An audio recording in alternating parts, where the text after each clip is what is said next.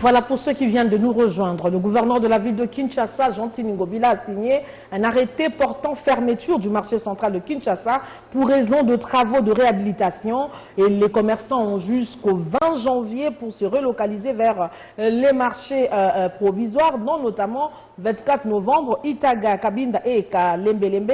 Mais nous avons sur ce plateau la coordonnatrice de la cellule de communication du gouverneur de la ville de Kinshasa. Il s'agit de Madame Bélise Okonda. Bienvenue sur ce plateau. Merci.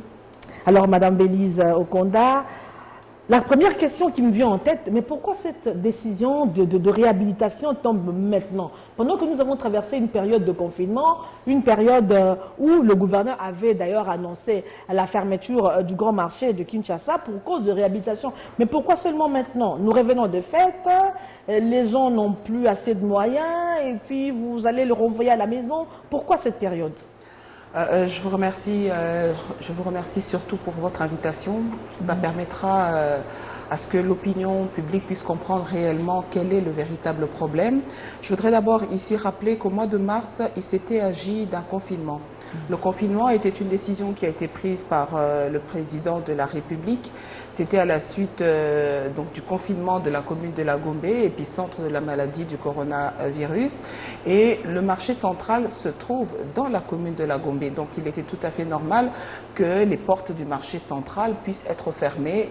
Et cette période-là a permis donc à l'hôtel de ville de faire des travaux d'assainissement. Les travaux d'assainissement ont été faits, nous avons nettoyé de fond en comble. Il y avait des constructions anarchiques, effectivement, que l'autorité urbaine avait pu constater. Et l'idée aussi, c'était de pouvoir réhabiliter le marché central. Parce que, madame, Laurette, vous le savez, que le marché central existe depuis 1971. Aujourd'hui, jour pour jour, c'est un marché qui a 50 ans.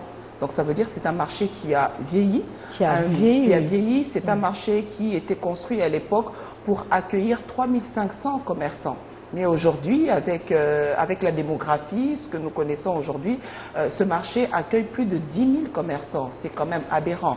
Avec les infrastructures qui ont vieilli, les toilettes qui sont hors d'usage, ça se trouve que l'État ne permet plus à ce que nous puissions continuer l'exercice de négoce en ce lieu.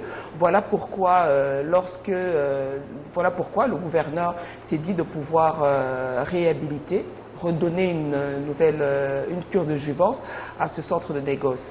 Avant, pourquoi pas? Pourquoi maintenant? Tout simplement parce que lorsqu'il y a eu déconfinement de la commune de la Gombe, certes, il y a eu ce que j'ai envie de dire, appeler les ennemis du peuple. Il y a eu beaucoup trop d'intoxication distillée dans l'opinion. Et ça s'est fait que lors du déconfinement, les commerçants ont repris d'assaut le marché central qui était en train d'être... Ils ont fait pression. Ils ont fait pression, ils ont repris d'assaut.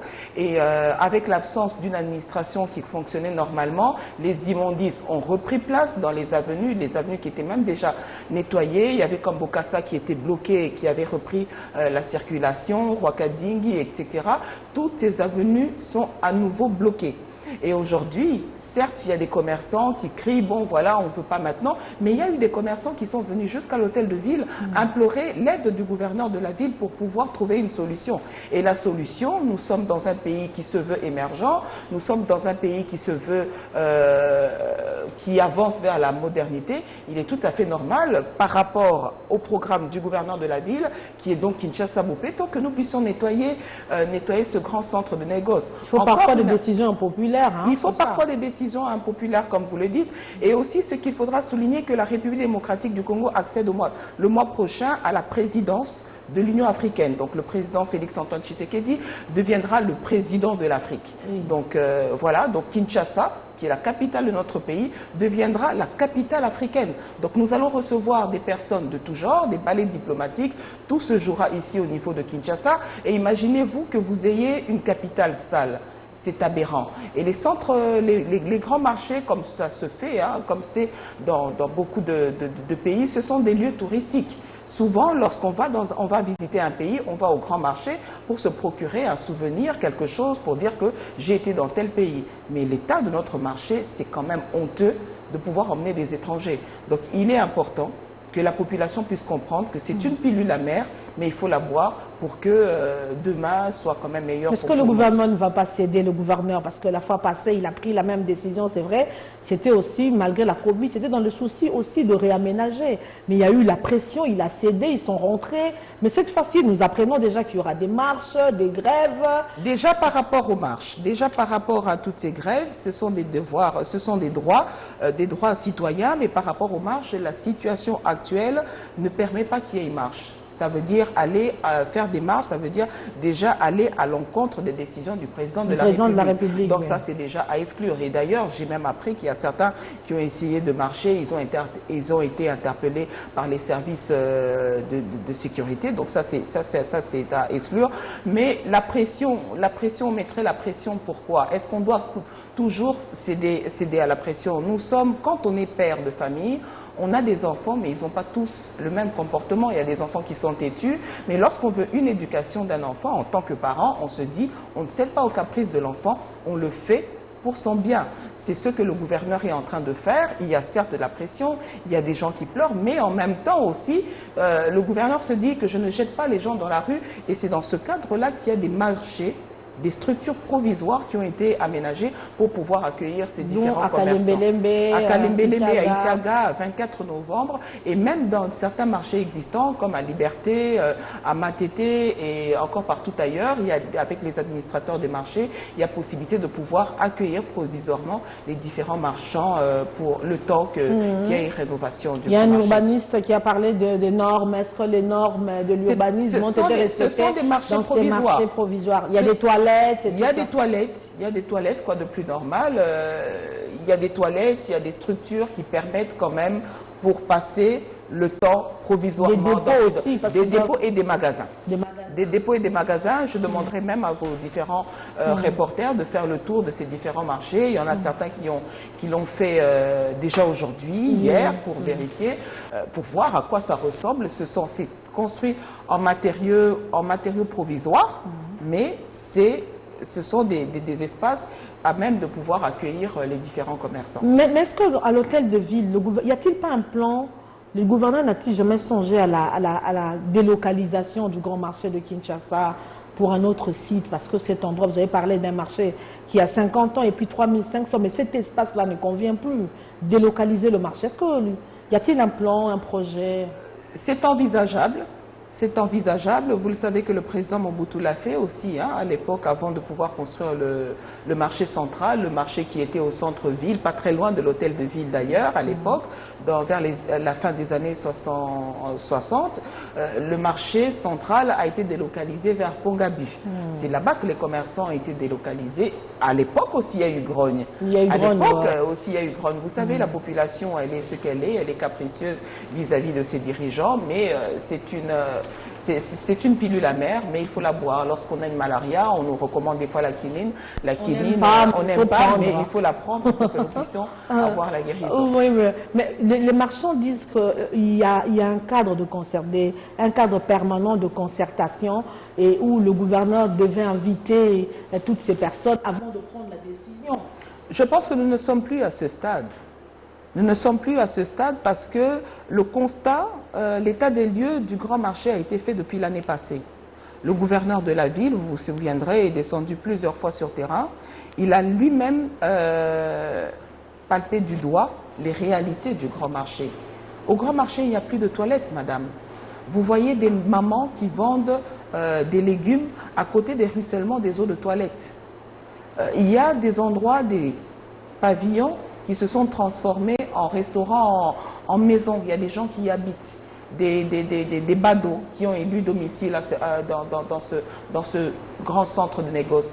Tous les différents paramètres ont été passés au pain fin et plusieurs fois le gouverneur a invité les commerçants pour leur dire, pour parler, pour échanger avec eux l'année dernière, avant même le confinement, pour parler de cet état, l'état du grand marché, leur parler aussi de sa vision de pouvoir leur offrir un cadre qui était à la hauteur quand même de la ville de Kinshasa. Nous ne devons pas sous-estimer Kinshasa. Nous sommes quand même une grande capitale, une capitale de référence. Et aujourd'hui, à l'état où se trouve Kinshasa, nous sommes en train de travailler au niveau du président de la République, le gouvernement et toutes ces différentes institutions travaillent pour le bonheur, l'amélioration quand même des conditions de vie de la population. C'est ça le changement que la population réclame. Le changement, madame, demande des sacrifices. Oui. On ne peut pas accéder à un développement, on ne peut pas avoir une omelette sans casser les œufs. Il faut bien payer un prix et nous sommes bien obligés de pouvoir accepter cette pilule pour que nous puissions atteindre les objectifs du millénaire. Ça veut dire avoir une ville résiliente, attractive, où il fait beau. Très important. Mais surtout, mais les commerçants se plaignent aussi d'une chose, Bélise Okonda. Il n'y a pas de plan de réhabilitation. Les travaux vont commencer quand est-ce à prendre fin, ils ne savent rien du tout, on vous demande de partir. Oui, nous partons, ce sont des marchés provisoires. Est-ce que nous n'allons pas dans ces marchés pour y rester toute une éternité? Le plan de réhabilitation. Le plan de réhabilitation, je voudrais dire ici à l'opinion que le gouverneur va bientôt rencontrer la presse, va bientôt rencontrer les différents partis pour présenter en fait sa vision. Concernant la réhabilitation de ce grand marché, la première des choses, il faut évacuer les lieux pour sauver la population face à des potentielles maladies. Hein. Il y a risque même des épidémies au regard de l'insalubrité qui sévit au grand marché. Le grand marché aujourd'hui est un centre et presque un foyer d'épidémie, de risque d'épidémie. Donc il y a eu plusieurs fois des rencontres comme ça avec l'autorité urbaine. Donc lorsqu'il va rencontrer donc les différentes parties, ça sera pour présenter en fait sa vision, présenter aussi les entreprises soumissionnaires, pouvant exécuter donc les travaux et cette entreprise qui sera donc retenue va présenter le délai et même le coût que cela va pouvoir représenter en termes de réhabilitation. Mais en tout cas, la réhabilitation, ce qu'il faudra savoir, la réhabilitation prendra un délai raisonnable pour permettre à chacun de pouvoir retrouver sa place. Donc, marche ou grève, le gouverneur ne cédera pas cette fois-ci. Il persiste et il n'y aura pas de recul cette fois-ci. Merci beaucoup, Madame Bélise Okonda, d'avoir répondu à nos questions. C'est moi qui vous remercie, Madame. Okay.